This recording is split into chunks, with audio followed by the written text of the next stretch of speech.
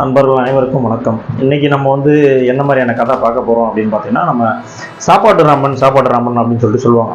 Maximum பார்த்தீங்கன்னா கிராமத்து சைடும் சரி, இப்போ நகரத்து சைடுன்னு சொல்ல ஆரம்பிச்சாங்க. நிறைய சாப்பிட்டு இருக்கான் அப்படின்னா அவனை சாப்பாட்டு ராமா பொழுதுனையும் சாப்பிட்டுட்டே இருக்கேடா அப்படின்ற மாதிரி சொல்லுவாங்க. ஆக்சுவலாக அந்த சாப்பாட்டு ராமன்றது எங்கிருந்து வந்துச்சு அப்படின்ற மாதிரி ஒரு கதை இருக்கும்ல. ஸோ அன்னைக்கு அந்த கதையை தான் பார்க்க போகிறோம். எதுக்கு இந்த சாப்பாட்டு ராமன்ற பேர் வந்துச்சு, யாரை இது சொன்னாங்க, எதனால அந்த பேர் இப்போ மருவி இந்த சாப்பாட்டு ராமன்ற பேர் இப்போ இன்னமும் போயிட்டு இருக்கு அப்படின்ற விஷயத்தை தான் பார்க்க போகிறோம்.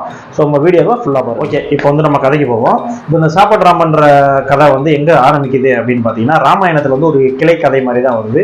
ஸோ ராமாயண கதை ஆல்ரெடி உங்களுக்கு தெரியும். உங்களுக்கு தெரியலை அப்படின்னாலும் நான் அந்த கதையினுடைய லிங்க் நான் டிஸ்கிரிப்ஷனில் கொடுக்குறேன், மேலே கார்ட்ஸ்லையும் கொடுக்குறேன். ஒரு 10 நிமிஷத்துலேயே மொத்த ராமாயணத்தையுமே நான் சொல்லி முடிச்சிருப்பேன். நீங்கள் உங்களுக்கு டவுட்டாக இருந்துச்சுன்னா நீங்கள் அந்த வீடியோவை செக் பண்ணி ஃபுல்லாக கூட ராமாயணத்தை கேட்டுக்கங்க. இப்போ ஒரு ஒன்லைன் மாதிரி சொல்லிடுறேன். ராமாயணம் என்ன நடந்துச்சு அப்படின்னா, ராமாயணத்தில் கையினுடைய சூழ்ச்சியால் ராமரும் லட்சுமணன் சீதை காட்டுக்கு போகிறாங்க. காட்டுக்கு போகும்போது ராவணனோட தங்கச்சி சீதை கிட்ட தப்பாக பேசி நடக்க ஆரம்பிப்பாங்க. ஸோ இது மூலியமாக ராமன் டென்ஷன் ஆயிடுவார். ஸோ அதை பார்த்தோன்னே லட்சுமணனும் டென்ஷன் ஆயிடுவார். டென்ஷன் ஆகி அந்த சூர்பனையனுடைய மூக்கை வெட்டிடுவார். அவங்க போய் ராவணன்கிட்ட போய் கம்ப்ளைண்ட் பண்ணிடுவாங்க. ஸோ ராவணன் இங்கே சீதையை கடத்திட்டு போயிடுவார். ஸோ அதுக்கப்புறம் லட்சுமணன் ஆகட்டும் ராமர் ஆகட்டும் அவருடைய அந்த சேனை படைகள், அந்த வாலி சுக்ரீவன் அந்த அனுமன் இவங்களாம் இருக்காங்க, எல்லாம் சேர்ந்து போய் எப்படி அவங்க ராவணன் கொன்னுட்டு திரும்ப எப்படி சீதையை மீட்டு வந்தாங்க அப்படின்றதுதான் ராமாயணம். இதுதான் அந்த ராமாயணத்தோட ஒன்லைனு.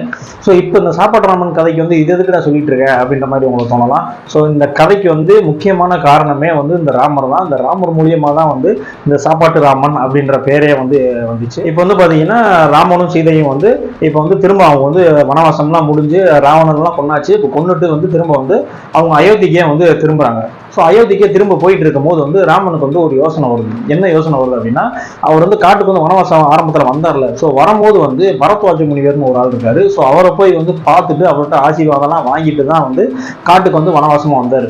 இப்போ எல்லா பிரச்சனையுமே முடிஞ்சிருச்சு. ராவணனும் இறந்துட்டாங்க, சீதையுமே மீட்டெடுத்தாச்சு.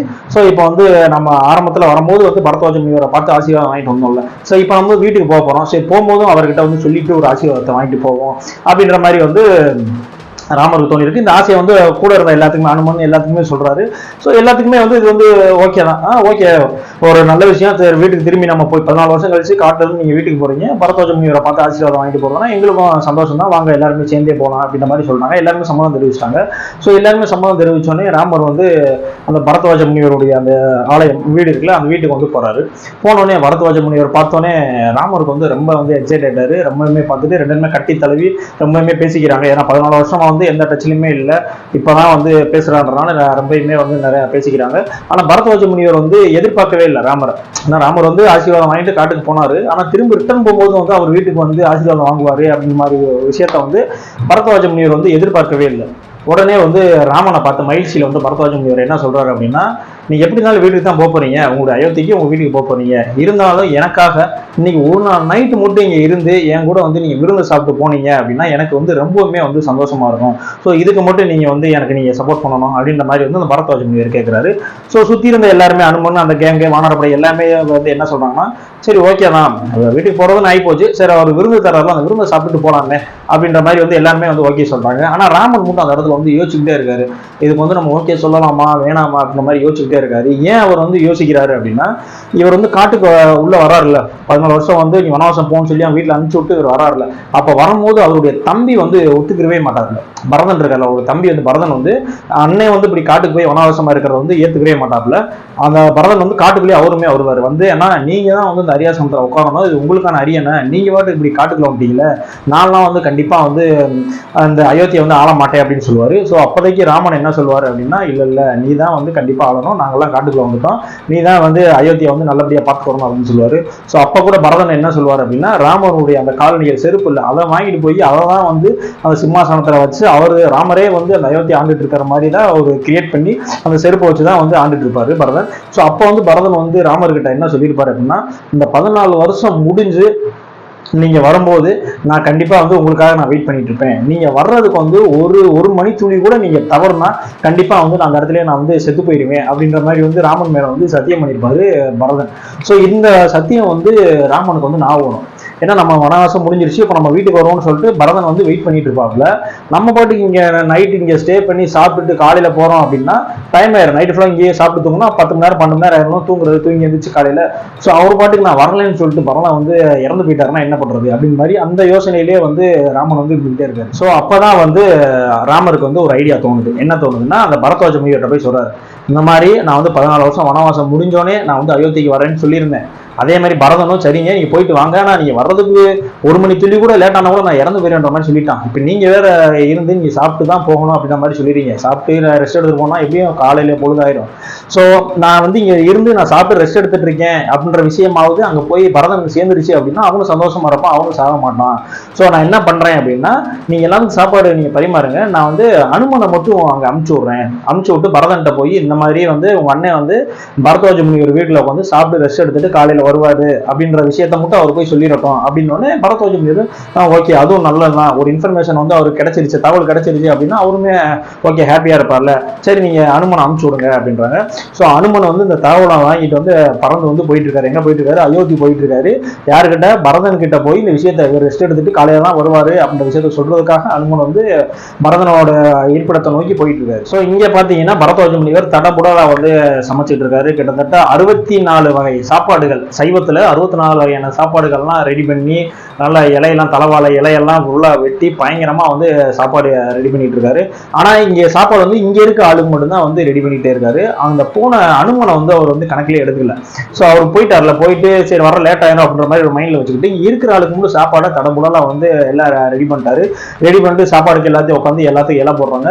ஸோ இலை போடும் போது வந்து பாத்தீங்கன்னா பரத்வாஜ முனிவர் என்ன பண்றாருன்னா, இலையை வந்து மாத்தி மாத்தி அப்படியே போடுறாரு. இந்த சைடு ஒரு இலை, தலவாழை இலை இந்த சைடு வைக்கிற மாதிரியும் இன்னொரு இலை அப்படி பிரட்டி வைக்கிற மாதிரி மாத்தி மாத்தி போட்டுட்டே இருக்காரு. ஸோ அப்ப வந்து ராமன் சொல்றாரு, என்ன சொல்றாரு அப்படின்னா, எப்பயுமே வந்து சாப்பிடுற பக்கம், அதாவது வலது கை பக்கம் அகலமா இருக்க மாதிரி வந்து நீங்க இலை போடுங்க.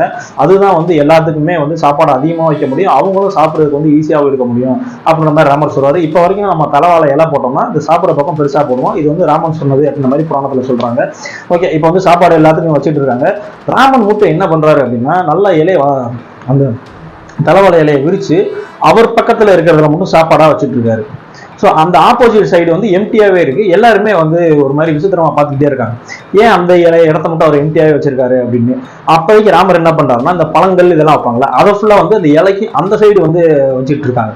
ஸோ இப்போ ராமனுடைய இலையில ஒரு சைடு பார்த்தீங்கன்னா சாப்பாடு சாம்பார் அந்த பொரியல்கள்லாம் இருக்கு, இன்னொரு சைடு இலையோட அந்த சைடு பார்த்தீங்கன்னா பழங்கள், இந்த வாழைப்பழம், இந்த மாதிரி எல்லா ஐட்டமுமே இருக்கு. ஸோ ஏன் இந்த மாதிரி பிரிச்சு வச்சிருக்காரு அப்படின்ற விஷயம் வந்து யாருக்குமே வந்து புரியல. பரத்வாஜ முனிவரும் ஏன் என்னன்னு எதுவுமே கேட்கல. சரி ராமன் செஞ்சாருன்னா அதுல ஏதாவது ஒரு காரணம் இருக்கும், ஸோ கரெக்டாக தான் இருக்கும் அப்படின்றனால வந்து அவருமே எதுவுமே கேட்டுக்கல. ஸோ போயிட்டு வந்தோடனே அனுமன் வந்து திரும்ப வந்துட்டார்.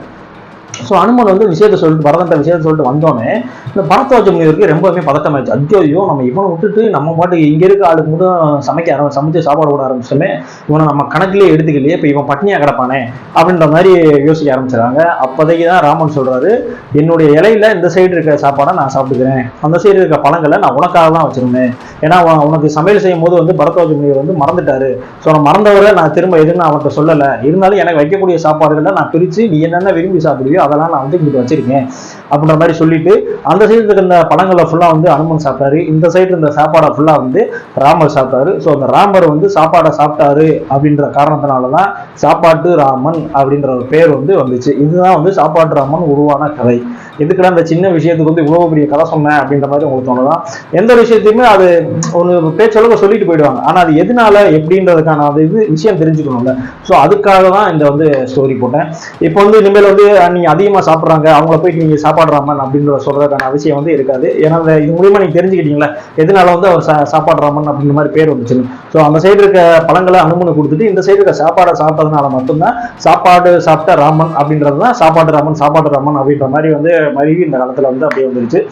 இதுதான் வந்து சாப்பாடு ராமன் உருவான கதை. இந்த கதை உங்களுக்கு பிடிச்சிருந்துச்சு அப்படின்னா உங்க ஃப்ரெண்ட்ஸ் எல்லாத்துக்கும் ஷேர் பண்ணுங்க. நம்ம சேனலை பார்த்துட்டு இருக்க நியூ பர்சனா இருந்தீங்கன்னா கண்டிப்பா வந்து நம்மளுடைய சேனலை வந்து சப்ஸ்கிரைப் பண்ணிங்க. இதே மாதிரி அடுத்த ஒரு வீடியோவில் வந்து உங்களுக்கு சந்திக்கிறேன்.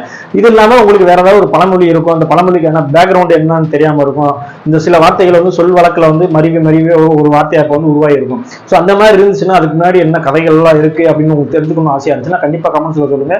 அதையும் நான் ப்ரிப்பேர் பண்ணுறது உங்களுக்கு வந்து ஒரு வீடியோவாக போடுறேன். இந்த வீடியோ பிடிச்சிருச்சுன்னா எல்லாத்துக்கும் ஷேர் பண்ணுங்க. ஓகே, அடுத்த வீடியோவில் பார்ப்போம். நன்றி.